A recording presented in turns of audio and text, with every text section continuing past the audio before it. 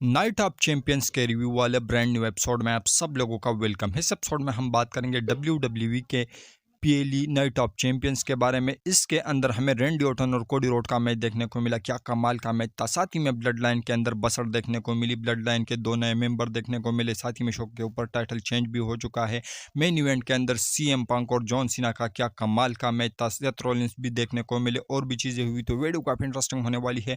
And तक देखिए। अगर पसंद आए तो वीडियो को लाइक शेयर और फर्स्ट टाइम विजिटर चैनल को जरूर से सब्सक्राइब करें। तो इंट्रो के बाद विदाउट वेस्टिंग ज्यादा time let's begin this video.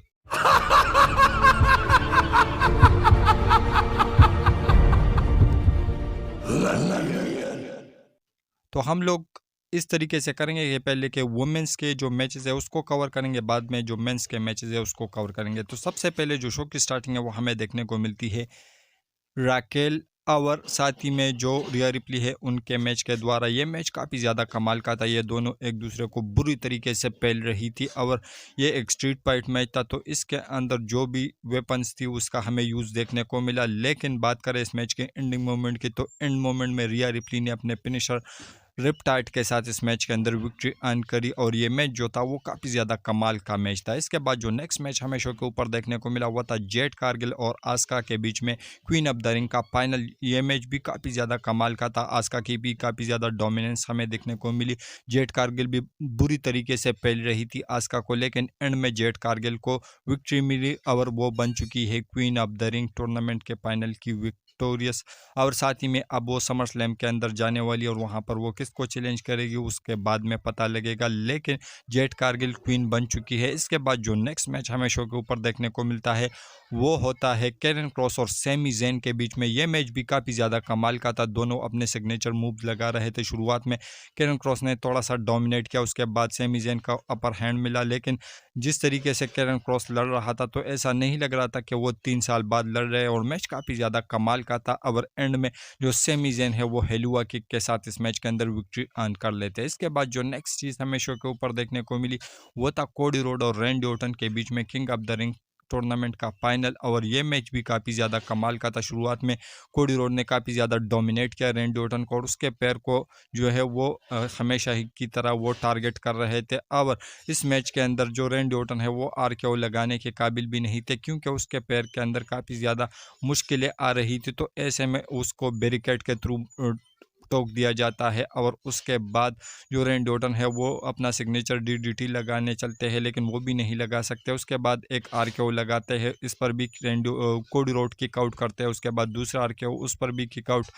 उसके बाद मैच के एंडिंग मोमेंट में एक और आरकेओ लगा देते हैं, उस पर भी किक आउट कर देते हैं कोडी रोड। उसके बाद जो रैंडी ऑर्टन है वो एक स्टील चेयर लेते हैं, रिंग के अंदर फेंकते हैं। उसके बाद जो टर्म बकल है उसको एक्सपोज कर देते हैं और इसी का फायदा कोडी रोड को मिला क्योंकि वो एक्सपोज टर्म बकल पर रैंडी ऑर्टन को मारते हैं। उसके बाद एक क्रॉस रोड मारते हैं, उसके बाद दूसरा क्रॉस रोड मारते हैं और इसी तरीके से उन्होंने रैंडी ऑर्टन को इस मैच का अंदर पिन करके विक्ट्री अर्न करी। और अब उन्होंने समर स्लैम के लिए चैलेंज भी कर दिया जॉन सीना को कि जॉन सीना और सीएम पंक के बीच में जो भी जीतेगा तो उसको मैं पेश करूंगा समर स्लैम 2025 के अंदर। और यहाँ पर एक लंबा चौड़ा जो प्रोमो है वो भी कोडी रोड कट कर रहे थे और पीछे से रैंडी ऑर्टन देख रहे थे। तो ऐसा लग रहा है कि रैंडी ऑर्टन का हील टर्न काफ़ी ज़्यादा क्लोज आया हुआ है।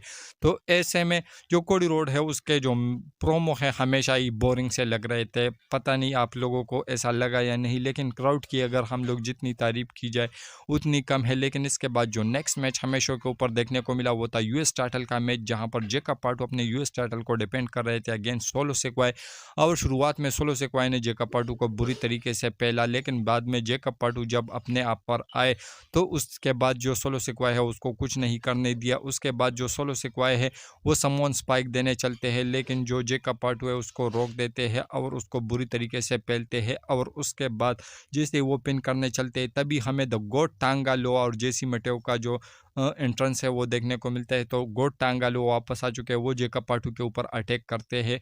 उसके बाद जो सोलो सिक्वा है वो समोन स्पाइक देने चलते हैं, लेकिन उस पर भी किक आउट किया जाता है। उसके बाद जेकब पार्टू जो है वो फाइट बैक करने की कोशिश करते हैं, जेसी मटेओ और टांगालोआ को जो है वो एक्साइट कर लेते हैं। और उसके बाद हमें एंट्री देखने को मिलती है the monster of all monster हिकुलियो का। तो हिकुलियो जो है अब आ चुके हैं सोलो सिक्वाई के साइड में। वो आते हैं जेकब पार्टू जैसे बारी भरकम बंदे को उठा के एक शील्ड वाला पावर बॉम्ब देते हैं, उसके बाद चोक स्लैम देते हैं और उसके बाद सोलो सिक्वाई घूम के आके जो समोन स्पाइक है वो दर देते हैं और इसी तरीके से उन्होंने जेकब पार्टू को पिन किया और इस मैच के अंदर टाइटल हो चुका है चेंज। सोलो सिक्वाई न्यू चैंपियन बन चुके हैं और साथ ही में जो हिकुलियो, टांगा लोआ, जेसी मटो है वो भी सेलिब्रेट कर रहे थे। तो ऐसे में ये जो मैच था ये काफ़ी ज़्यादा कमाल धमाल काफ़ी ज़बरदस्त था, लेकिन जेकब पार्टू के हेल्प के लिए जिमी ऊसो नहीं आए। तो उसके बाद में तो बाद में बात करेंगे कि वो क्यों नहीं आए। लेकिन इसके बाद जो नेक्स्ट और मेन इवेंट हमें शो के ऊपर देखने को मिलता है वो होता है सीएम पंक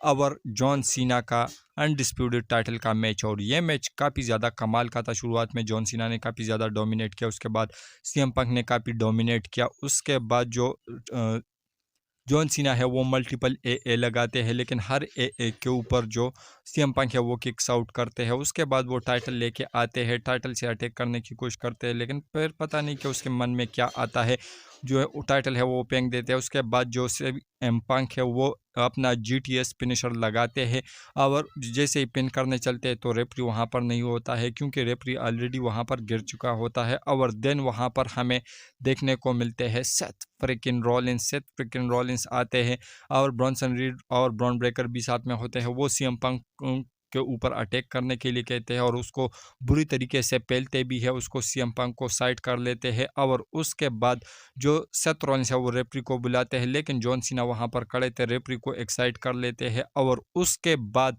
जो सेथ रॉलिंस है वो स्टॉम्प कर देते हैं जॉन सीना को। और उसके बाद जैसे ही वो पिन करने चलते हैं तभी जो जॉन सीना है सीएम पंक है वो आते हैं, वो इन तीनों के ऊपर बुरी तरीके से अटैक कर लेते हैं।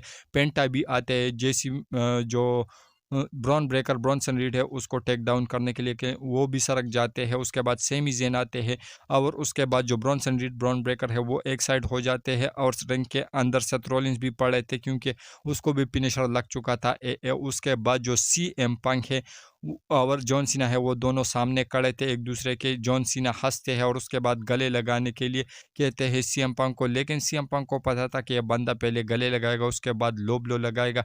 और जैसे ही जॉन सीना लो ब्लो लगाने चलते हैं तो सीएम पंक रोकते हैं, उसके बाद जीटीएस फिनिशर टोक देते हैं और जैसे ही वो पिन करने चलते हैं तभी सेथ रॉलिंस जो है वहाँ पर आते हैं, वो स्टॉम्प कर देते हैं सीएम पंक को और उसके बाद बुरी तरीके से पेल कर वहाँ से जाने लगते हैं। और उसके बाद जो जॉन सीना है वो अपना फिनिशर ए टोक देते हैं सीएम पंक को और उसके बाद जो जॉन सीना है वो पिन करने चलते हैं और इस तरीके से सीएम पंक को पिन करके अपने अनडिस्प्यूटेड टाइटल को सक्सेसफुली जॉन सीना ने यहाँ पर रिटेन किया। तो आज का जो नाइट ऑफ चैंपियन का शो था वो काफ़ी ज़्यादा कमाल धमाल था। तो आप लोगों को कैसा लगा वेल इसके रिगार्डिंग अपने नीचे कमेंट सेक्शन में ज़रूर दीजिए। और हमारी जो आज की वीडियो थी यहीं तक की थी। अगर पसंद आए तो वीडियो को लाइक शेयर और फर्स्ट टाइम विजिटर चैनल को ज़रूर सब्सक्राइब करें मजीद ऐसे इंटरेस्टिंग वीडियोज़ के लिए। तो मिलते हैं नेक्स्ट वीडियो के अंदर काफ़ी ज़्यादा जल्दी। तो until that time goodbye, see you.